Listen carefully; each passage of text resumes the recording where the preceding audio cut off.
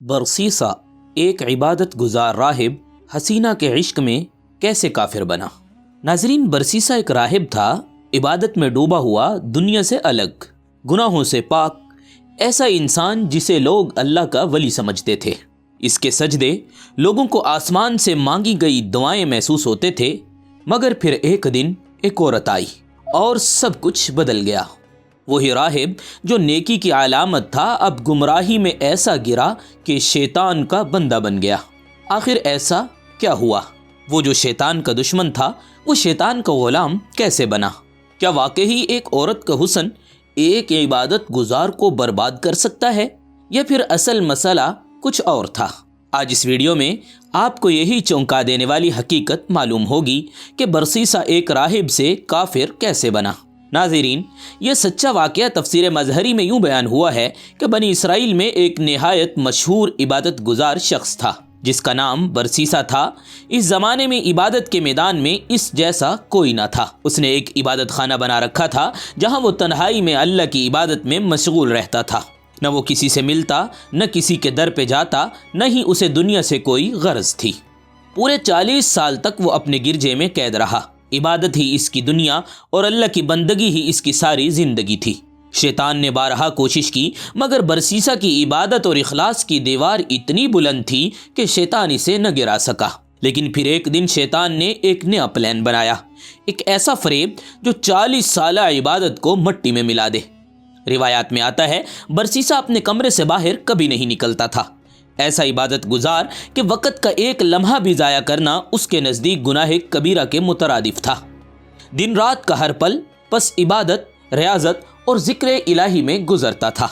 مگر جسم ہے، تھک تو جاتا ہے، لہذا جب برسیسا دن کے وقت کچھ آرام کے لیے بیٹھتا تو کبھی کبھار یوں ہی تازہ ہوا لینے کے لیے اپنی کھڑکی سے باہر جھانک لیتا تھا۔ اس کا عبادت خانہ ایک سنسان جگہ پر تھا، ارد گرد کوئی آبادی نہ تھی، لہذا خاموشی، کھیت اور باغات اور ایک اس کی تنہائی، اور یہی تنہائی شیطان کے لیے ایک موقع بن گئی۔ شیطان نے برسیسا کی عادت کو غور سے دیکھا کہ یہ راہب دن میں 1 یا 2 بار کھڑکی سے ضرور جھانکتا ہے، تو اب اس ملعون نے ایک نیا روپ اپنایا، انسانی شکل میں آیا اور کھڑکی کے سامنے کھڑا ہو کر نماز کی نیت باندھ لی۔ ناظرین، اس مردود نے نماز کیا پڑھنی تھی، بس ایک اداکاری تھی، مگر ایسی کہ برسیسا جیسا زاہد بھی اس سے متاثر ہو گیا۔ یاد رکھیں، شیطان کسی کو گناہ کی دعوت اس کے ذوق سے ہٹ کر نہیں دیتا۔ وہ جانتا ہے سامنے والا کس راستے سے میرے دام میں آئے گا، تو جس کی جو کمزوری ہو، شیطان اسی راستے سے اس کے دل کے اندر سرایت کر جاتا ہے۔ اور یہاں شیطان نے برسیسا کے دل کے دروازے پر عبادت کے ذریعے دستک دی۔ چنانچہ ایک دن حسب معمول جب برسیسا نے کھڑکی سے باہر جھانکا تو اس نے دیکھا ایک شخص قیام کی حالت میں کھڑا ہے، انتہائی خشوع و خضوع کے ساتھ۔ برسیسا حیران رہ گیا۔ پھر جب دن کے دوسرے حصے میں دوبارہ دیکھا، وہی شخص اب رکوع کی حالت میں تھا، اور کیا ہی طویل رکوع تھا، جیسے فرشتے عبادت کر رہے ہوں۔ اور جب تیسری بار برسیسا کی نگاہ پڑی تو وہ شخص سجدے کی حالت میں تھا، اور ایسا سجدہ جو زمین کو بھی جھٹکوں سے ہلا دے۔ یہ سلسلہ کئی روز تک جاری رہا، ہر روز ہر بار وہی شخص عبادت میں مشغول، قیام، رکوع اور سجدہ، جیسے سانس لینے کی طرح عبادت اس کا فطری عمل ہو۔ آہستہ آہستہ برسیسا کے دل میں ایک خیال نے جنم لیا، یہ تو کوئی بہت بڑا اللہ کا ولی ہے جو انتہائی عبادت گزار محسوس ہوتا ہے اور تنہائی میں عبادت کرتا ہے۔ یہی خیال اس کے دل میں جڑ پکڑنے لگا، اور شیطان جو ہر لمحہ موقع کی تاک میں تھا، اس نے اس موقع کو غنیمت جانا۔ اب وہ مسلح بھی آہستہ آہستہ کھڑکی کے قریب لانے لگا، اور جب برسیسا نے دیکھا وہ شخص اب بالکل کھڑکی کے نیچے نماز میں مصروف ہے تو اس سے رہا نہ گیا۔ اس نے جھانکا اور پوچھا، اے بندہ خدا، تم کون ہو؟ اور ناظرین، یہ سوال ایک سوال نہیں تھا، بلکہ شیطان کے جال میں پڑنے والا پہلا قدم تھا۔ مگر اس شخص نے جواب دیا، آپ کو مجھ سے کیا غرض ہے؟ میں اپنی عبادت میں مشغول ہوں، مجھے تنگ نہ کیجیے۔ برسیسا تھوڑا چونکا، یہ کیسا بندہ ہے؟ نہ سلام، نہ بات، نہ کوئی تعارف، بس عبادت اور صرف عبادت۔ اگلے دن برسیسا نے پھر وہی سوال کیا، اے اللہ کے بندے، اپنا تعارف تو کرواؤ، تم کون ہو؟ جواب وہی تھا کہ مجھے اپنا کام کرنے دو۔ ابھی دل میں یہ سوال چل رہے تھے کہ ایک دن بارش ہونے لگی، تیز بارش اور ٹھنڈی ہوائیں، مگر وہ شخص اب بھی عبادت میں ہی مشغول رہا اور اسی حالت میں کھڑا رہا، نہ بارش کی پرواہ نہ موسم کا خیال، بس قیام کی حالت اور بالکل بے نیاز۔ برسیسا کا دل بھر آیا، سوچا یہ تو واقعی کوئی اللہ کا بہت بڑا ولی ہے، ایسے لوگ کہاں ملتے ہیں۔ چنانچہ دل میں نرمی آئی اور اس نے آواز دی، اے عبادت گزار، بارش ہو رہی ہے، اندر آ جاؤ، میرے کمرے میں یہاں سکون سے عبادت کر لو۔ وہ شخص یعنی شیطان بظاہر انکساری سے بولا، ٹھیک ہے، مومن کی دعوت قبول کر لینی چاہیے، میں آ جاتا ہوں۔ اور ناظرین، وہ چاہتا بھی یہی تھا۔ وہ اندر آ گیا اور جیسے ہی داخل ہوا عبادت کی نیت باندھ لی۔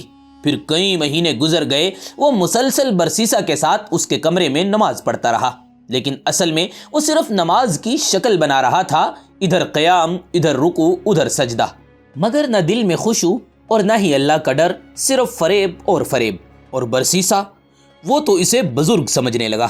دن بدن اس کے دل میں اس شیطان کی عقیدت بڑھتی رہی، یہاں تک کہ کئی مہینے بعد ایک دن وہ عبادت گزار شخص یعنی شیطان برسیسا سے بولا، اب میرا سال مکمل ہو چکا ہے، مجھے یہاں سے رخصت ہونا ہے، میرا اصل مقام کہیں اور ہے۔ لیکن جاتے جاتے وہ کچھ ایسا کہنے والا تھا جو برسیسا کی پوری زندگی کو بدل کر رکھ دے گا۔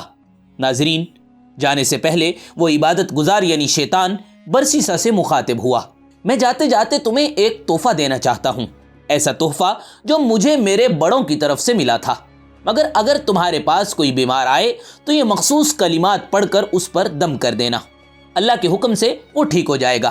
یاد رکھنا، تم بھی کہو گے کہ کوئی آیا تھا اور ایک خزانہ دے گیا تھا۔ برسیسا نے حیرت سے کہا، نہیں، مجھے ایسے کسی کلمات کی ضرورت نہیں ہے۔ مگر وہ ہنسا اور بولا، ہم نے یہ نعمت طویل ریاضت اور مجاہدے سے حاصل کی ہے، اور تم جیسے کو مفت دے رہا ہوں اور تم اس کا انکار کر رہے ہو، کیا ہی نالائق انسان ہو تم۔ برسیسا کو تھوڑا شرم محسوس ہوئی، دل میں بات بیٹھ گئی، سوچنے لگا شاید واقعی میں نالائق ہوں۔ آخر کار بولا، اچھا پھر وہ الفاظ مجھے سکھا دو۔ شیطان نے فوراً وہ دم اسے سکھایا اور جاتے جاتے صرف ایک جملہ کہا، اچھا پھر کبھی دوبارہ ملیں گے۔ اب کہانی ناظرین ایک خطرناک موڑ پر تھی۔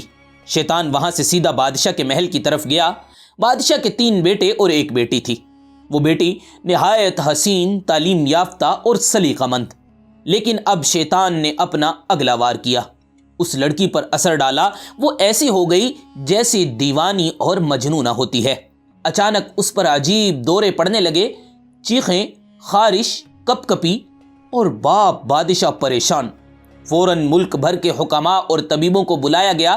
کئی دنوں تک اس کا علاج ہوتا رہا، لیکن کوئی فائدہ نہ ہوا۔ جب کئی دنوں کے علاج کے بعد کچھ افاقہ نہ ہوا تو شیطان نے بادشاہ کے دل میں یہ بات ڈالی کہ بڑے حکیموں ڈاکٹروں سے علاج کروا لیا ہے، اب کسی دم والے سے دم کروا کر دیکھ لو۔ خیال آتے ہی اس نے سوچا، ہاں کسی دم والے کو تلاش کرنا چاہیے۔ چنانچہ اس نے اپنے سرکاری ہرکارے بھیجے تاکہ وہ پتہ کر کے آئیں کہ اس وقت سب سے زیادہ نیک بندہ کون ہے۔ سب نے کہا، اس وقت سب سے زیادہ نیک بندہ تو برسیسا ہے، وہ نہ تو کسی سے ملتا ہے اور نہ ہی کہیں آتا جاتا ہے۔ بادشاہ نے کہا، اگر وہ کسی سے نہیں ملتا تو میں اس کے پاس جا کر خود درخواست کروں گا کہ تم ہمارے ہاں چلے آؤ۔ کچھ آدمی برسیسا کے پاس گئے، اس نے انہیں دیکھ کر کہا، آپ مجھے تنگ کیوں کرنے آئے ہیں؟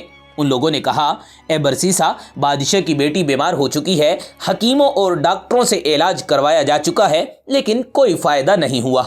بادشاہ چاہتا ہے آپ بے شک نہ آئیں تاکہ آپ کی عبادت میں خلل نہ آئے۔ ہم آپ کے پاس بچی کو لے کر آ جاتے ہیں، آپ یہیں اس بچی کو دم کر دیجئے گا، ہمیں امید ہے آپ کے دم کرنے سے وہ ٹھیک ہو جائے گی۔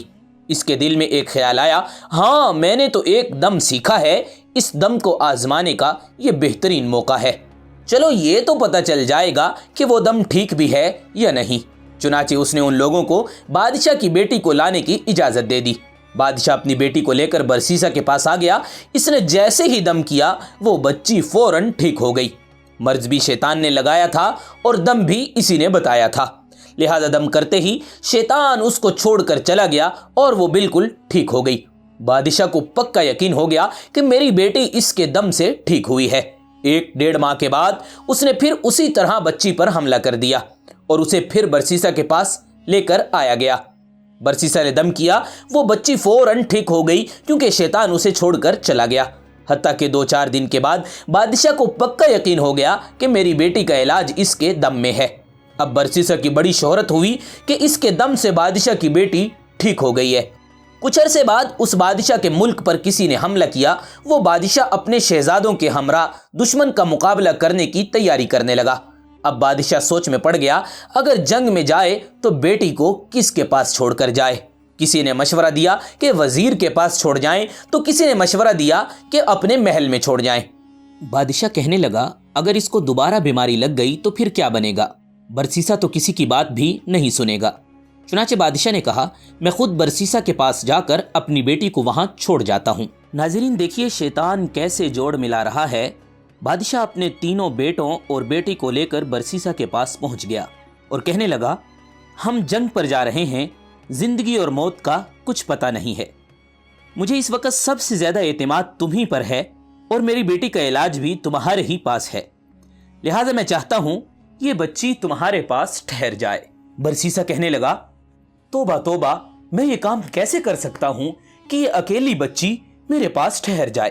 بادشاہ نے کہا، نہیں ایسی کوئی بات نہیں ہے، بس آپ اجازت دے دیں، میں اس کے رہنے کے لیے آپ کے عبادت خانے کے سامنے ایک گھر بنوا دیتا ہوں اور یہ اسی میں ٹھہرا کرے گی۔ برسیسا نے یہ سن کر کہا، چلو ٹھیک ہے۔ جب اس نے اجازت دے دی تو بادشاہ نے اس کے عبادت خانے کے سامنے گھر بنوایا اور بچی کو وہاں چھوڑ کر جنگ پر روانہ ہو گیا۔ اب برسیسا کے دل میں بات آئی، میں اپنے لیے تو کھانا بنا ہی لیتا ہوں، اگر بچی کا کھانا بھی بنا دیا کروں تو اس میں کیا حرج ہے؟ وہ اکیلی ہے، پتہ نہیں وہ اپنا کھانا بنا سکے گی یا نہیں۔ چنانچہ وہ کھانا بناتا، آدھا خود کھا کر باقی آدھا کھانا اپنے عبادت خانے کے دروازے پر رکھ دیتا اور اپنا دروازہ کھٹکھٹا دیتا۔ یہ اس لڑکی کے لیے اشارہ ہوتا کہ اپنا کھانا اٹھا لو۔ اس طرح وہ لڑکی کھانا اٹھا کر لے جاتی اور کھا لیتی۔ کئی مہینے تک یہی معمول رہا۔ اس کے بعد شیطان نے اس کے دل میں یہ بات ڈالی، دیکھو وہ لڑکی اکیلی رہتی ہے، تم کھانا پکا کر اپنے دروازے کے باہر رکھ دیتے ہو اور وہ لڑکی کھانا اٹھا کر لے جاتی ہے۔ اسے کھانا اٹھانے کے لیے گلی میں نکلنا پڑتا ہے، اگر کسی مرد نے دیکھ لیا تو وہ اس کی عزت خراب کر دے گا، اس لیے بہتر یہ ہے کھانا بنا کر اس کے دروازے کے اندر رکھ دیا کرو تاکہ اس کو باہر نکلنا نہ پڑے۔ چنانچہ برسیسا نے کھانا بنا کر اس کے دروازے کے اندر رکھنا شروع کر دیا۔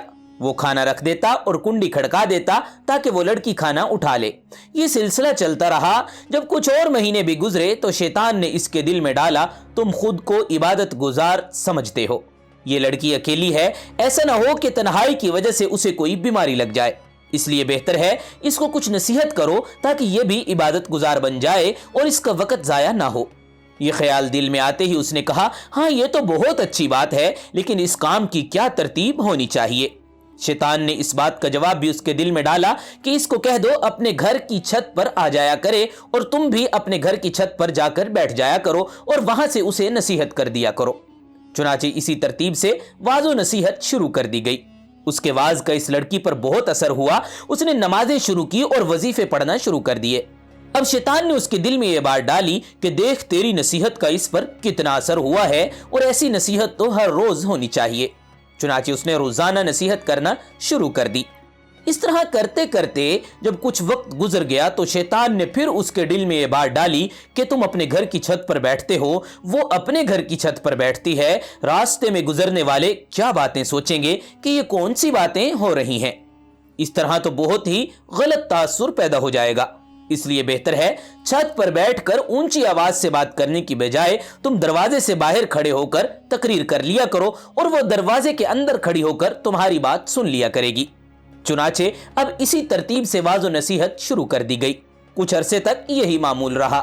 اس کے بعد شیطان نے پھر برسیسا کے دل میں ڈالا، تم باہر کھڑے ہو کر تقریر کرتے ہو، دیکھنے والے کیا کہیں گے کہ پاگلوں کی طرح ایسے ہی باتیں کر رہا ہے، اس لیے اگر تقریر کرنی ہے تو چلو دروازے کے اندر کھڑے ہو کر لیا کرو اور وہ دور کھڑی ہو کر تمہاری تقریر سن لیا کرے گی۔ چنانچہ اب اس نے دروازے کے اندر کھڑے ہو کر تقریر کرنا شروع کر دی۔ جب اس نے اندر کھڑے ہو کر تقریر کرنا شروع کی تو لڑکی نے اسے بتایا کہ اتنی نمازیں پڑھتی ہوں اور اتنی عبادت کرتی ہوں۔ یہ سن کر اسے بہت خوشی ہوئی کہ میری نصیحت کا اس پر بہترین اثر ہو رہا ہے، اب میں اکیلا ہی عبادت نہیں کر رہا بلکہ یہ بھی عبادت کر رہی ہے۔ کئی دن تک یہی سلسلہ چلتا رہا۔ بالآخر شیطان نے لڑکی کے دل میں برسیسا کی محبت ڈالی اور برسیسا کے دل میں لڑکی کی محبت ڈالی۔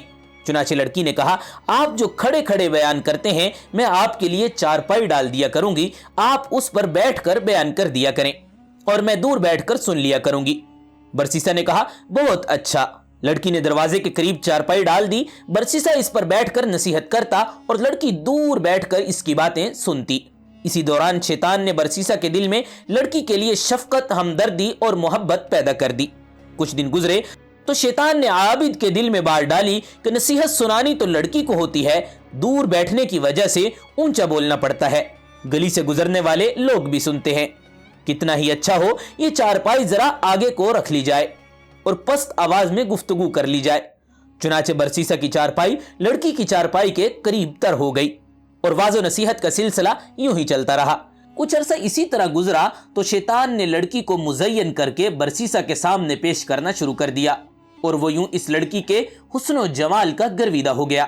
اب شیطان نے برسیسا کے دل میں جوانی کے خیالات ڈالنا شروع کر دیے، حتیٰ کہ برسیسا کا دل عبادت خانے سے اچاٹ ہو گیا اور اس کا زیادہ تر وقت لڑکی سے باتیں کرنے میں گزر جاتا تھا۔ سال گزر چکا تھا۔ ایک دفعہ شہزادوں نے آ کر شہزادی کی خبر گیری کی تو شہزادی کو خوش و خرم پایا اور راہب کے گن گاتے ہوئے دیکھا۔ شہزادوں کو لڑائی کے لیے دوبارہ سفر پر جانا تھا، اس لیے وہ مطمئن ہو کر چلے گئے۔ اب شہزادوں کے جانے کے بعد شیطان نے اپنی کوششیں تیز کر دی۔ چنانچہ اس نے برسیسا کے دل میں لڑکی کا عشق پیدا کیا اور لڑکی کے دل میں برسیسا کا عشق بھر دیا، حتیٰ کہ دونوں طرف برابر کی آگ سلگ اٹھی۔ اب جس وقت عابد نصیحت کرتا تو سارا وقت اس کی نگاہیں شہزادی کے چہرے پر جمی رہتی۔ شیطان لڑکی کو نئے نئے انداز سکھاتا اور وہ بہترین نخروں کے ساتھ اس کے سامنے برجمان رہتی اور برسیسا کا دل لبھاتی، حتیٰ کہ عابد نے علیحدہ چارپائی پر بیٹھنے کی بجائے لڑکی کے ساتھ ایک چارپائی پر بیٹھنا شروع کر دیا۔ اب اس کی نگاہیں شہزادی کے چہرے پر پڑی تو اس نے اسے سراپے حسن و جمال پایا۔ چنانچہ اپنے شہوانی جذبات پر قابو نہ رکھ سکا اور اس شہزادی کی طرف ہاتھ بڑھایا۔ شہزادی نے مسکرا کر اس کی حوصلہ افزائی کی، یہاں تک کہ برسیسا زنا کا مرتکب ہو گیا۔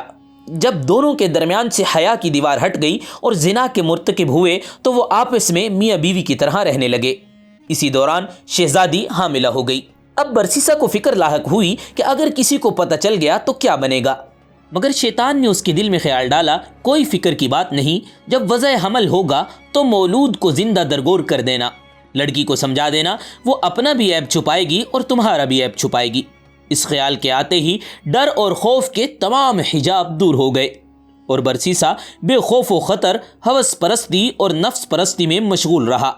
ایک وہ دن بھی آیا جب اس شہزادی نے بچے کو جنم دیا۔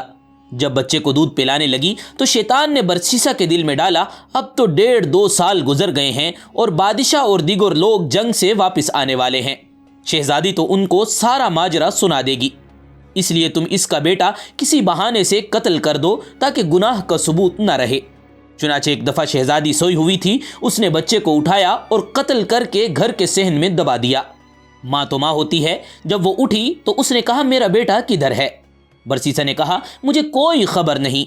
ماں نے ادھر ادھر دیکھا، کہیں سراغ نہ ملا، چنانچہ وہ اس سے خفا ہونے لگی۔ جب وہ خفا ہونے لگی تو شیطان نے برسیسا کے دل میں بات ڈالی، دیکھو یہ ماں ہے، یہ اپنے بیٹے کو ہرگز نہیں بھولے گی، پہلے تو نامعلوم یہ بتاتی یا نہ بتاتی، اب یہ ضرور بتائے گی، لہٰذا اب ایک ہی علاج باقی بچا ہے کہ لڑکی کو بھی قتل کر دو تاکہ نہ بانس رہے نہ بانسری۔ جب بادشاہ واپس آ کر پوچھے گا تو بتا دینا کہ وہ بیمار ہو گئی تھی اور مر گئی تھی۔ جیسے ہی اس کے دل میں یہ بات آئی، کہنے لگا، بالکل ٹھیک۔ چنانچہ اس نے لڑکی کو بھی قتل کر دیا اور لڑکی کے ساتھ ہی صحن میں دفن کر دیا۔ اس کے بعد وہ اپنی عبادت میں مشغول ہو گیا۔ کچھ مہینوں کے بعد بادشاہ سلامت واپس آ گئے تو انہوں نے اپنے بیٹوں کو بھیجا کہ جاؤ اپنی بہن کو لے آؤ۔ وہ برسیسا کے پاس آئے اور کہنے لگے، جی ہماری بہن آپ کے پاس تھی، ہم اسے لینے آئے ہیں۔ برسیسا ان کی بات سن کر رو پڑا اور کہنے لگا، آپ کی بہن بہت اچھی تھی، بہت نیک تھی اور ایسے ایسے عبادت کیا کرتی تھی، لیکن وہ اللہ کو پیاری ہو گئی ہے، یہ صحن میں اس کی قبر ہے۔ بھائیوں نے جب سنا تو وہ رو دھو کر واپس چلے گئے۔ گھر جا کر جب رات کو وہ سوئے تو شیطان خواب میں بڑے بھائی کے پاس گیا اور اس سے پوچھنے لگا، بتاؤ تمہاری بہن کا کیا بنا؟ وہ کہنے لگے، ہم جنگ کے لیے گئے تھے اور اسے برسیسا کے پاس چھوڑ کر گئے تھے، وہ اب فوت ہو چکی ہے۔ شیطان کہنے لگا وہ ہرگز فوت نہیں ہوئی۔ اس نے پوچھا اگر فوت نہیں ہوئی تو پھر اسے کیا ہوا تھا؟ وہ کہنے لگا برسیسا نے خود یہ کرتوت کیا ہے اور اس نے خود اسے قتل کیا ہے اور فلاں جگہ اسے دفن کیا ہے اور بچے کو بھی اسی کے ساتھ دفن کر دیا تھا۔ اس کے بعد شیطان خواب میں ہی اس کے درمیانی بھائی کے پاس گیا اور اس کو بھی سب کچھ یہی بتایا۔ پھر اس کے چھوٹے بھائی کے پاس جا کر ساری کہانی اسے بھی سنائی۔ تینوں بھائی جب صبح اٹھے تو ایک نے کہا میں نے یہ خواب دیکھا ہے، دوسرے نے کہا میں نے بھی بالکل ایسا ہی، اور تیسرے نے بھی یہی اقرار کیا۔ وہ آپس میں کہنے لگے یہ عجب اتفاق ہے کہ سب کو ایک جیسا خواب آیا۔ سب سے چھوٹے بھائی نے کہا یہ اتفاق کی بات نہیں بلکہ میں جا کر تحقیق کروں گا۔ دوسرے نے کہا چھوڑو بھائی جان، یہ کون سی بات ہے، جانے دو۔ وہ کہنے لگا نہیں، تحقیق ضرور ہوگی۔ چنانچہ چھوٹا بھائی غصے میں چل پڑا اور اسے دیکھ کر باقی بھائی بھی اس کے ساتھ ہو لیے۔ انہوں نے جا کر جب زمین کی کھدائی کروائی تو ان کی بہن کی ہڈیاں مل گئی اور ساتھ ہی چھوٹے بچے کی ہڈیوں کا ڈھانچہ بھی انہیں مل گیا۔ جب ثبوت مل گیا تو انہوں نے برسیسا کو گرفتار کر کے قاضی کے سامنے پیش کیا تو اس نے قاضی کے روبرو اپنے اس فعل بد کا اقرار کر لیا۔ قاضی نے برسیسا کو پھانسی دینے کا حکم دے دیا۔ جب برسیسا کو پھانسی کے تخت پر لایا گیا اور اس کے گلے میں پھندا ڈالا گیا اور پھر پھندا کھینچنے کا وقت قریب آیا تو پھندا کھینچنے سے عین 2-4 لمحے پہلے شیطان اس کے پاس وہی عبادت گزار کی شکل میں آیا اور کہنے لگا کیا مجھے پہچانتے ہو، میں کون ہوں؟ برسیسا نے کہا ہاں میں تمہیں پہچانتا ہوں، تم وہی عبادت گزار ہو جس نے مجھے وہ دم بتایا تھا۔ شیطان نے کہا وہ دم بھی آپ کو میں نے بتایا تھا، لڑکی کو بھی میں نے اپنا اثر ڈال کر بیمار کیا تھا، اسے قتل بھی میں نے تجھ سے کروایا تھا، اور اب اگر تو بچنا چاہتا ہے تو میں تجھے بچا سکتا ہوں۔ برسیسا نے کہا اب تو مجھے کیسے بچا سکتے ہو؟ وہ کہنے لگا تم میری بات مان لو، میں تمہارا یہ کام کر دیتا ہوں۔ اس نے پوچھا آپ کی کون سی بات ہے؟ شیطان نے کہا بس یہ کہہ دو کہ خدا نہیں ہے۔ برسیسا کے تو تمام حواس باختہ ہو چکے تھے۔ اس نے سوچا میں ایک دفعہ یہ کہہ دیتا ہوں، پھر پھانسی سے بچنے کے بعد دوبارہ اقرار کر لوں گا۔ چنانچہ اس نے کہہ دیا کہ خدا موجود نہیں ہے۔ عین اسی لمحے پھندا کھینچنے والے نے پھندا کھینچ دیا اور یوں اس عبادت گزار کی موت کفر پر ہوئی۔ ناظرین، اس قصے سے ہمیں یہ واضح پیغام ملتا ہے کہ برسیسا نے اپنی نظر کی حفاظت نہیں کی اور یہی اس کی ہلاکت کا سبب بنا۔ اس لیے ہمیں اپنی نظر کی حفاظت کرنی چاہیے، کیونکہ نظر کا اثر دل اور روح پر براہ راست پڑتا ہے۔ حضرت علی رضی اللہ تعالی عنہ سے روایت ہے کہ آنکھ کی نظر شیطان کا ایک تیر ہے جس کا مقصد انسان کو فتنے میں ڈالنا ہوتا ہے۔ اس کے علاوہ قرآن کریم میں بھی بد نظری سے بچنے کی واضح ہدایات موجود ہیں۔ اللہ تعالیٰ نے سورہ نور میں فرمایا مومنوں سے کہہ دیجئے وہ اپنی نظریں نیچی رکھیں اور اپنی شرمگاہوں کی حفاظت کریں، اور مومنہ عورتوں سے بھی کہہ دیجئے وہ بھی اپنی نظریں نیچی رکھیں اور اپنی شرمگاہوں کی حفاظت کریں۔ دعا کیجئے اللہ تعالیٰ ہمیں ہر قسم کے فتنے سے محفوظ فرمائے اور خصوصاً بد نظری کے فتنے سے ہمیشہ کے لیے ہمیں محفوظ کر دے۔ والسلام۔ نئی آنے والی ویڈیو تک کے لیے اللہ حافظ۔